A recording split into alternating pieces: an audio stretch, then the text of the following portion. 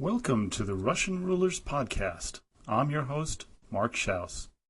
Episode 14, Ivan IV, The Early Years, Part 1. Before we move on to Ivan Vasilievich, we need to retell the story of the death of his father, Vasily III, and how Ivan became heir to the throne. Vasily's first wife, Solomonia, was seemingly barren, and Vasily, having ruled Russia for more than 25 years, needed an heir.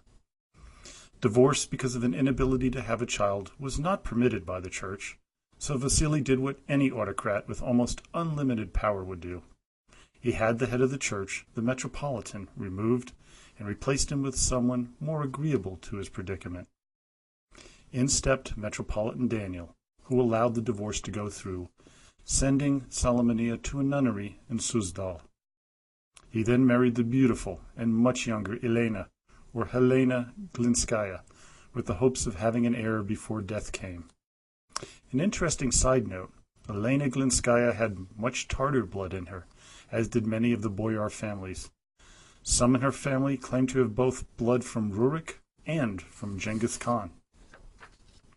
The divorce, though, brought condemnation from many who thought it a grand injustice. One, Patriarch Mark of Jerusalem, laid a curse on the newlywed couple. He said, quote, "If you should do this evil thing, you shall have an evil son. Your nation shall become prey to terrors and tears. Rivers of blood will flow. The heads of the mighty will fall. Your cities will be devoured by flames." As we shall learn in the coming weeks, Patriarch Mark was a very prophetic man. Divorces were in the news during this time period elsewhere in Europe, as Henry VIII was going through a number of wives at the same time. Fortunately for Solomonia, Vasily was far kinder to his wife than Henry was to his. But, unfortunately for the newlyweds, no child was forthcoming. 4 years they tried to have a child, but none came to the man considered more powerful of an absolute ruler than any European ruler of the time. That is, until on the evening of August 25th, 1530, a boy was born to the royal couple, a son named Ivan. In many a chronicle of the time, it was noted that huge storms erupted that evening throughout all of Russia, a foretelling of a storm about to take place throughout the land. It is apropos that storms were to erupt because the name later given to Ivan, Grozny, derives its roots from the word grom, meaning thunder. But let me stop here and propose something somewhat controversial. I believe it wasn't the women who were sterile or had problems. It was Vasily. Later in the podcast, I will reveal who I and a few other Russian historians have proposed as being the real father of Ivan and his soon-to-be-born brother. Ivan was taken to the Troitsa Sergeyevska monastery and to the tomb of St. Sergius of Radonez, where the young boy was laid on and christened. His name, Ivan, is the Russian equivalent of John, after John the Baptist. 2 years passed when Ivan's parents had another child, Yuri, who unfortunately was born a deaf-mute. He was to be Ivan's best and sometimes only friend for many years. Vasily, on a trip to his estate near Volokolomask, hoping to go hunting, developed a sore on his left thigh, which soon became infected and extremely painful. Given the state of medicine at the time, there was little the doctors could do for the Grand Prince. Knowing the end was near, Vasily called on 2 of his confidential secretaries, Yakov Mansurov and Grigory Putyatin, and they headed to Moscow to destroy his original will, which was drawn up before his marriage to Elena. A new will was to be drawn up. Vasily had to make it back to Moscow, and with winter drawing near, he had little time left to make it there alive. Still, make it he did. Even though in agony, he stayed alive long enough to set up a meeting of the Privy Council, which was attended by Princes Vasily and Ivan Shusky, Boyars Mikhail Zakharin, Mikhail Vorontsov, and Mikhail Tushkov-Morozov. Also, Peter Golovin, the chief treasurer, Ivan Shigona, the chamberlain, and Prince Mikhail Galinsky, Grand Princess Elena's uncle. He told the gathered that Ivan was to be the heir, and that they were to take care of him, with Elena serving as the regent, with the advice of the Council of Boyars. 3 days later he addressed a larger audience and gave the following speech. Quote, "As you all well know, our sovereignty over Moscow, Vladimir, and Novgorod descends from Vladimir, Grand Prince of Kiev. We are your hereditary sovereigns, and you have been our boyars from time immemorial.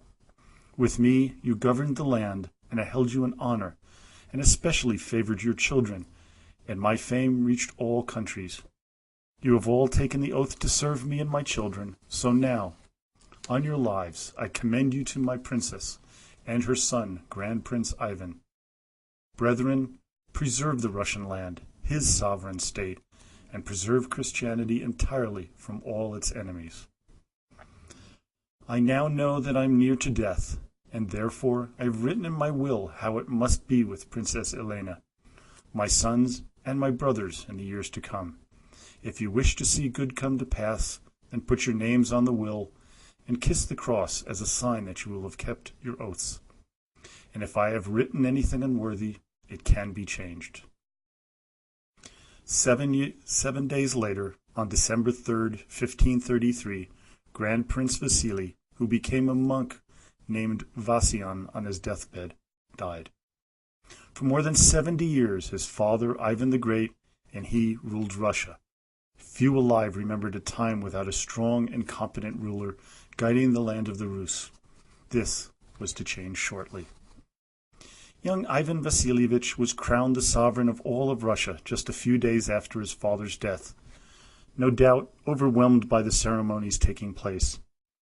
Metropolitan Daniel proclaimed, "May God bless you, sovereign, Grand Prince Ivan Vasilievich, of Vladimir, Moscow, Novgorod, Pskov, Tver, Smolensk, Yegork, Perm, the land of the Bulgars, and many other lands, Tsar and sovereign of all Russia, and may you remain in good health until the grand princely throne of your father." Ivan was now a name, the ruler of a vast land, much smaller than Russia of today, but large nonetheless, with a population of around 8 million. But this was a rule in name and ceremony only. When paraded around foreign dignitaries, or during church holidays, he was deferred to as the Grand Prince.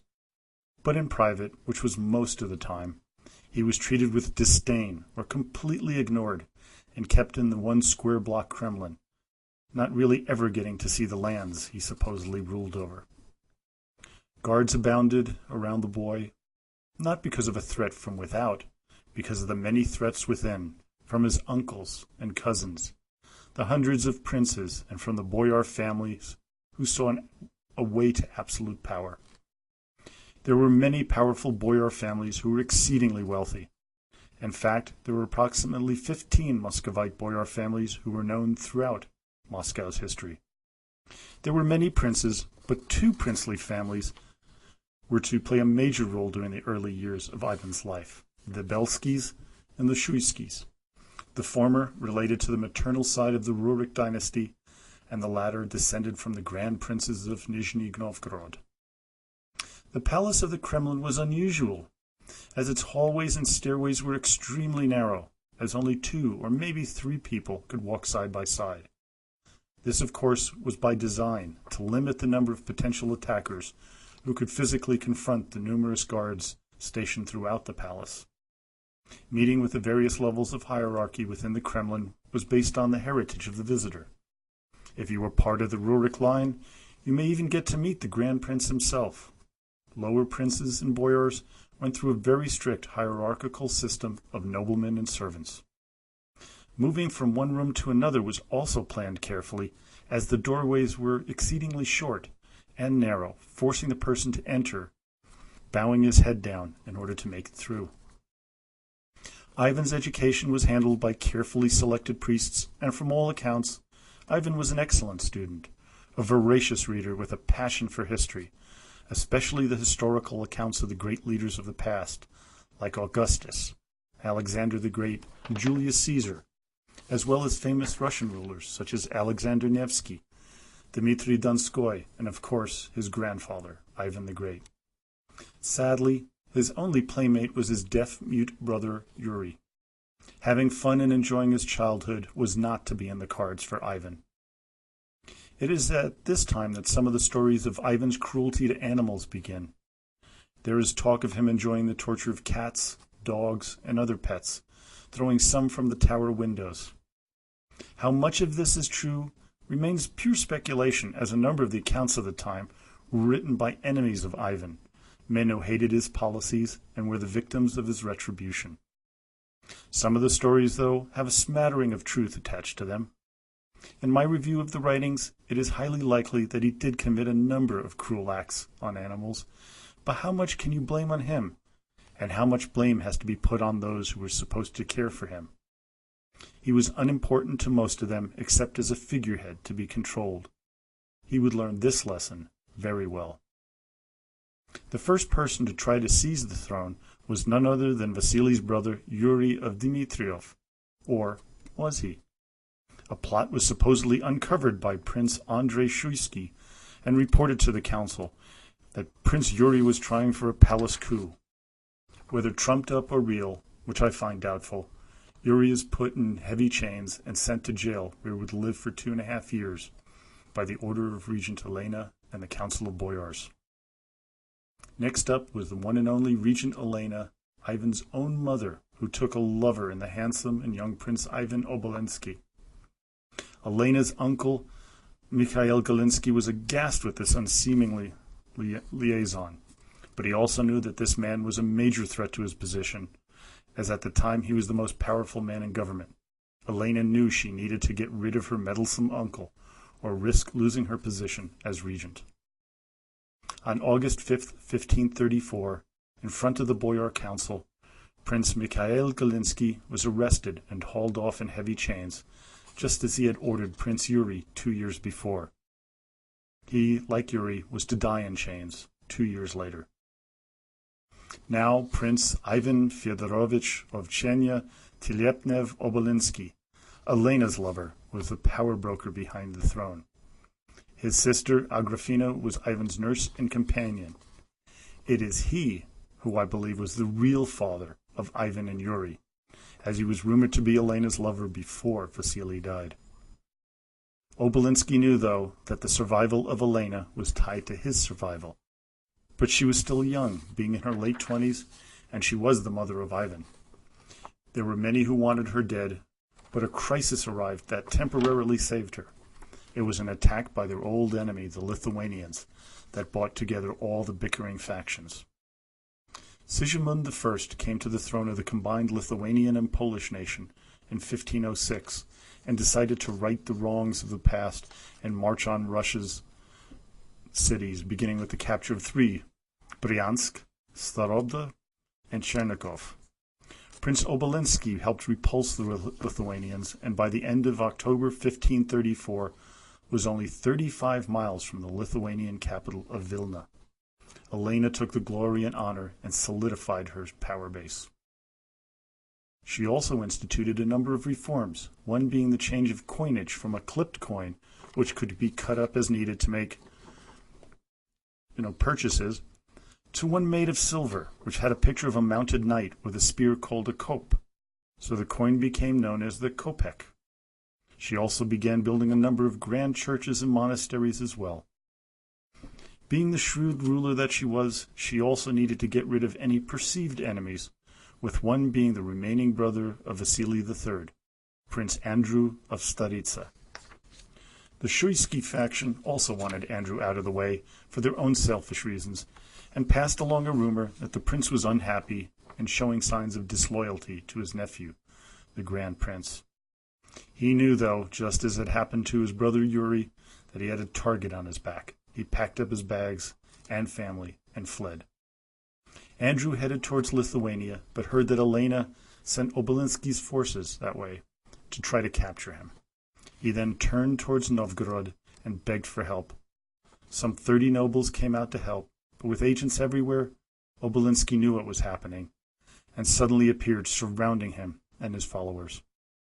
Andrew made a peace gesture and was assured that he would be safe if he agreed to come back to Moscow. After arriving, just 2 days later, he was put into chains, and just like Brother Yuri and Prince Mikhail before him, he died. Flushed with success in ridding herself of the last perceived threat, Elena was assured she was safe. But this was to be a short-lived feeling. Next week we find out what happens to Elena, as well as continuing the story of Ivan's early years as Grand Prince of Moscow and all of Russia. Now, for this week in Russian history, for the week of August 1st through the 7th. 1714, we have the Battle of Gangut, the first important victory of the newly formed Russian Navy. In 1999, we have the Second Chechen War. In 2008, Alexander Solzhenitsyn, the famed Russian author, dies. Well, I hope you enjoyed today's podcast. Please visit the websites at russianrulers.podhoster.com, markschaus.com, become a Facebook friend at Russian Rulers History Podcast. Ask a question, make a suggestion, leave a comment, and as always, до свидания и спасибо большое.